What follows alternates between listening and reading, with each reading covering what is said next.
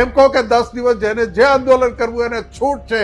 ગાંધીનગરમાં ભારતીય જનતા પાર્ટીનો અધિકારી અને મંત્રી બેસી ના શકે એટલો ઉકળાટ ને એટલો ચરુ ઉકળેલો છે. સમગ્ર ગુજરાતનું નેતૃત્વ એક રાગે હતું. નરેશભાઈ આવે એટલે રેડ કાર્પેટ પાથરીને આપણે લેવાના છે. ત્યારે જ મેં મનમાં વિચારી લીધું હતું કે વધુ લાંબો સમય લોકો અમારી સાથે નહીં રહી શકે તો કોંગ્રેસ બધી જગ્યાએ જીતવાની શક્યતા વધે છે. કોંગ્રેસના જગદીશ ઠાકોરે જાહેર મંચ ઉપરથી એક નિવેદન કર્યું છે અને પોતે હવે ચૂંટણી ન લડવાની વાત કરી છે.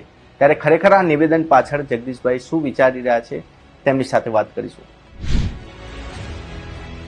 રાહુલજી કહે છે કે નવા લોકોને લાવો, તો એ નવા લોકોને લાવવા માટે અમારા જેવાય ક્યાંક પહેલ તો કરવી પડશે કે નહીં? અને અમારા જેવા નથી લડતા તો જે છેલ્લા ટાઈમે ડેમેજ કંટ્રોલ કરવાનું આવે છે તો એ ભેગું કરવા વાળું પણ એક મિકેનિઝમ કોંગ્રેસમાં હોવું જોઈએ અને એની તૈયારી પણ થઈ રહી છે. માસ લીડરો છે, પ્રજામાં એમની તાકાત છે, ભાજપની સામે આક્રમક થઈને લડી શકે એમ છે, પોતાના વિસ્તારમાં ખૂબ વાવ્યું છે એવા લોકો ચૂંટણી લડવા જોઈએ અને કેટલાક ચહેરાઓને અમારે લડાવવા પણ પડે.